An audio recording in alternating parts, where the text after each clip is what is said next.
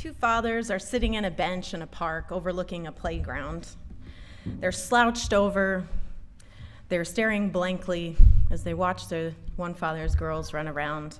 The older daughter looks astonished by the size of the bubbles that she is creating and blowing out onto the playground. As the younger daughter runs, hops and squeals, and smashes the floating bubbles with both hands.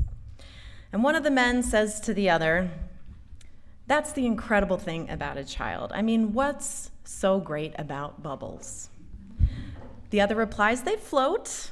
You can pop them. I mean, I get it. The first man says, "I wish I liked anything as much as my kids like bubbles." And his friend says, "That's just sad." He says, "Yes, it's totally sad. Their smiling faces just point out your inability to enjoy anything." I love what they were saying in that scene in this movie so much. The way they're sitting there, you can just see it. It's so obvious before they even say words, the juxtaposition of the joy and the boredom.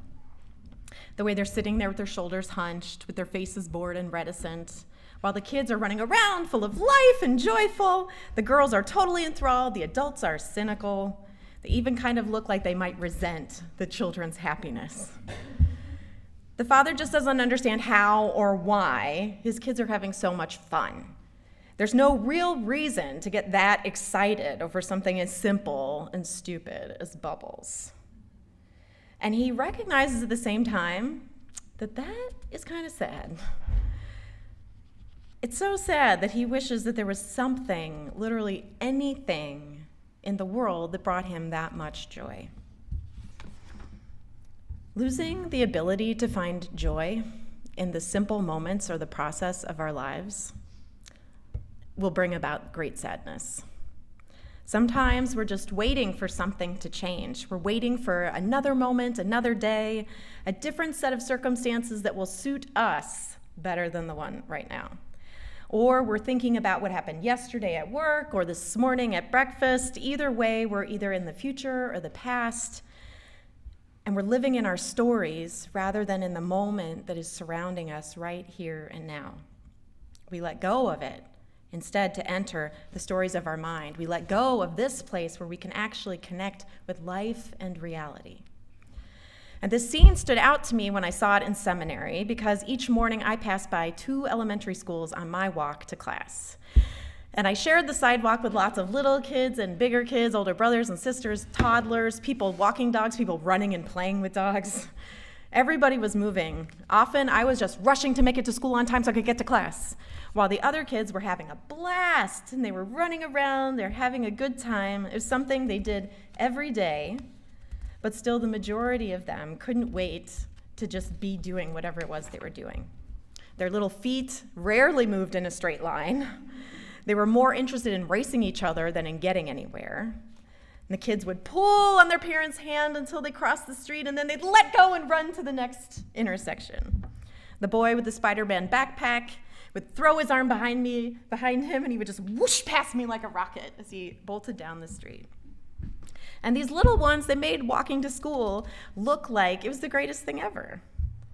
Even though they'd been to school thousands of times, most likely, and probably weren't that excited once they were sitting in their desk, some of them.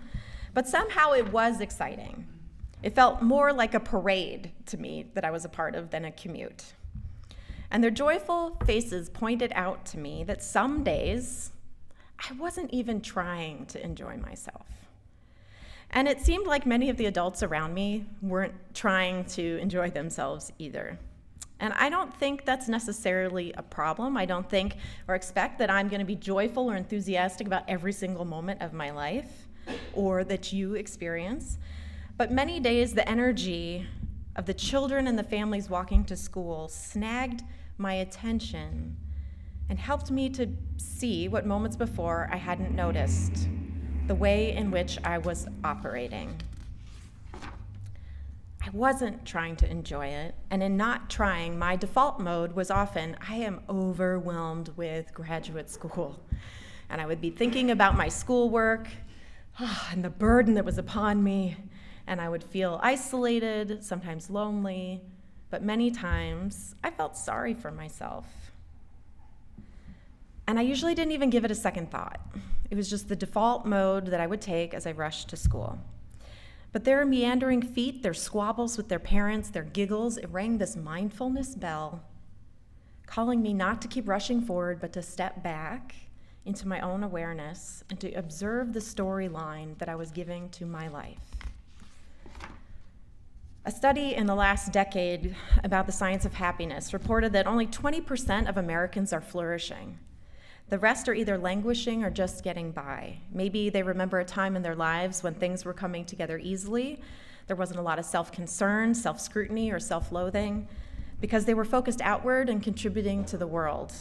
But the study said, but now, the majority of them, they're just doing the minimum to get by. The study said getting by is not just depression or mental illness, it's merely people living out lives of quiet despair. Upwards of 60% of the population feels like they're just going through the motions. Only 20% of the population is satisfied with their lives and feels like they're functioning well in them.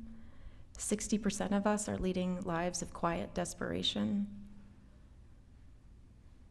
I know there aren't 60% of us living in poverty, 60% of our entire population struggling against racism, against police brutality. There are large segments of our population who are. But for those of us who aren't, in those moments when we aren't, how are we embracing this day? Now that I'm a parent, I understand this line of just doing what you got to do to get by. I understand it very differently. Sometimes I can't wait for the days to pass until my 1-year-old can do more things for himself, like not trying to eat electrical cords. But even before I had a son, when I was living with chronic back pain and I was told it would take 4 years for my back to heal itself, yes, there were plenty of days that I just wanted to fast forward through, to be at the end so that I could be in my body and feel some sense of ease again. But there are times also when right now I'm not in pain, but I want my child's budding enthusiasm to pass. I'll notice that when he gets really excited about the cheesy, awesome caramelized garlic tart that mommy made, that he is not on his tray and so he needs off of my plate. And so I proudly, yes, son, you have a great palate. I give him a bite and he chews it and he says, and he wants more. And I give him another bite and this time he chews it and he just goes, bleh, bleh, bleh, and just spits it out all down the front of his shirt onto his tray. And then he just swiftly wipes it off onto our rug. I get so irritated. That's such a good tart, too. Caramelized garlic? Come on. So there's moments or stages of life that I wish could just pass.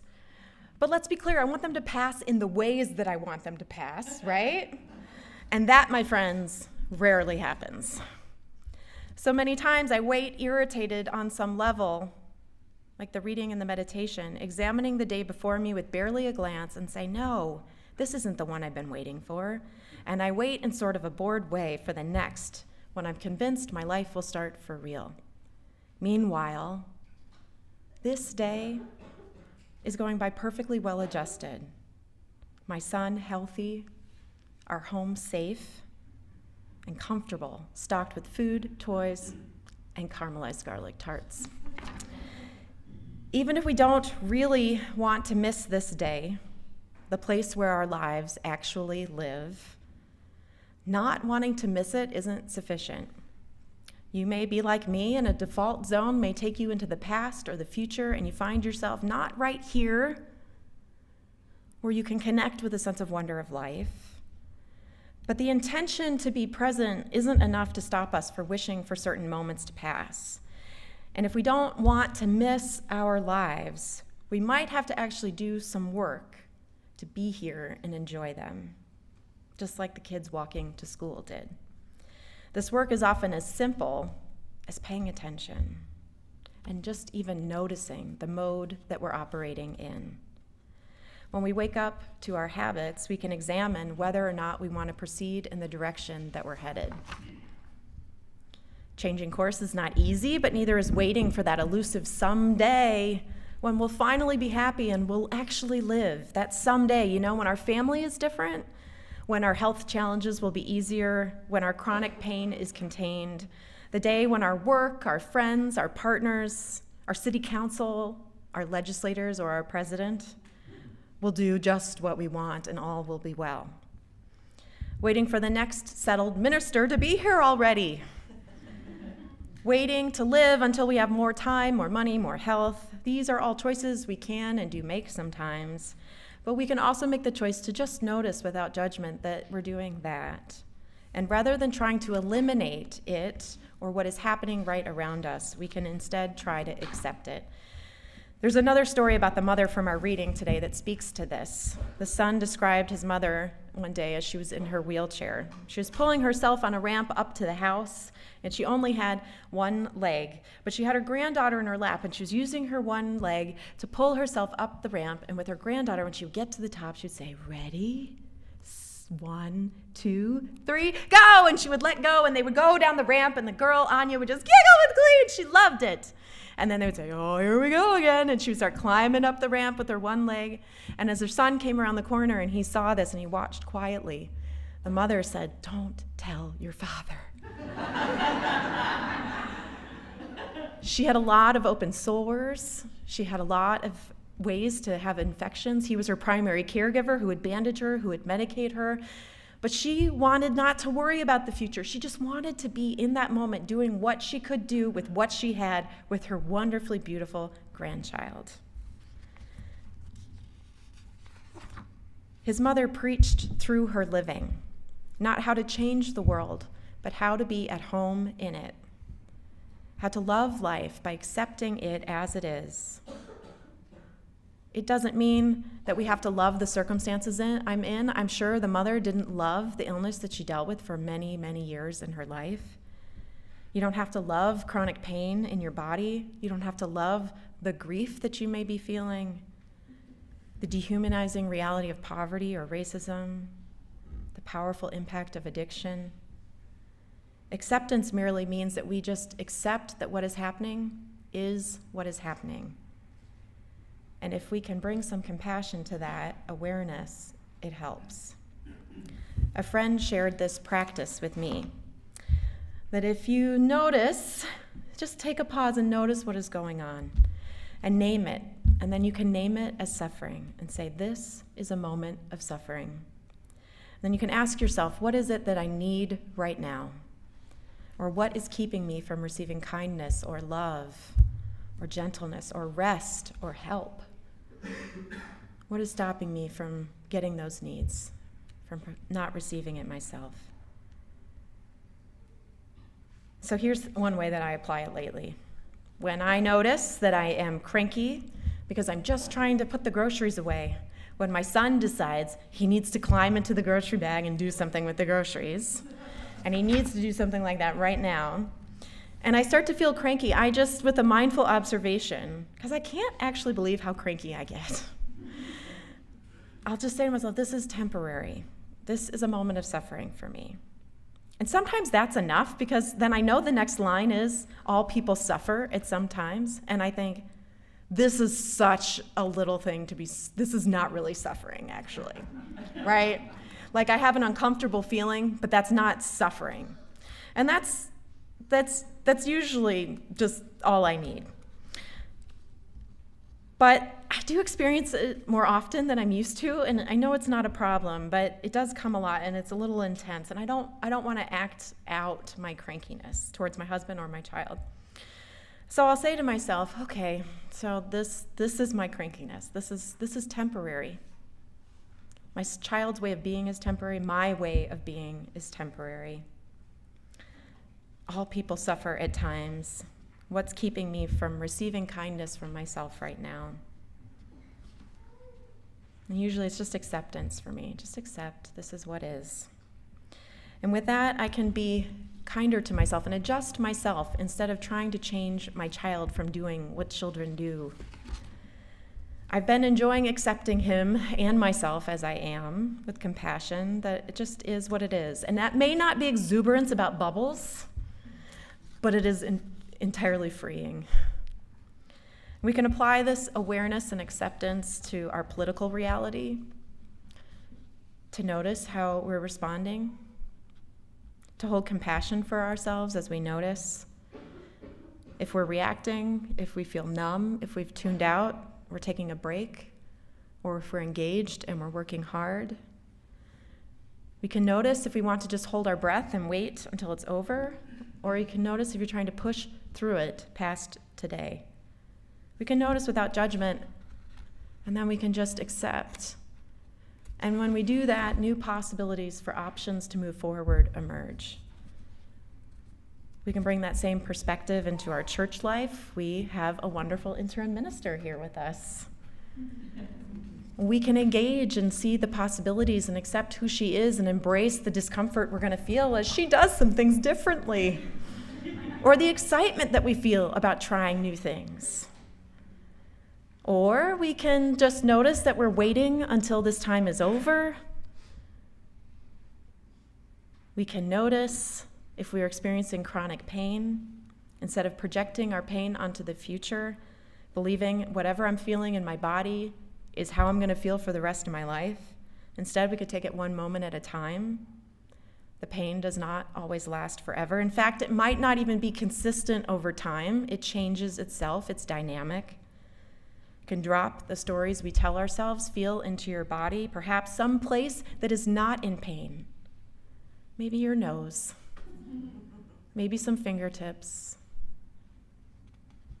What else might be happening right here? Where we place our attention can hold great power in our lives. We can hold our grief, conflict we're in, marital disconnect, financial hardship, this thing called summer break, if you're a parent. You can just hold it with awareness of how am I holding my life today? And we can be compassionate towards ourselves and keep practicing how am I showing up for my life, for my values, for my community, for my children, for my neighbors, for this earth. And when we ask ourselves that, you may not know it, but that's a spiritual practice. Noticing where you're at, how you're engaging this life.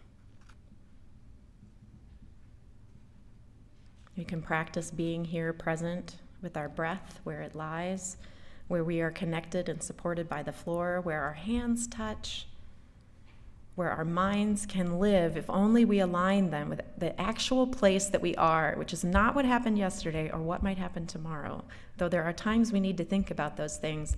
But too often it can be an unconscious meandering through painful events or worries or great loss.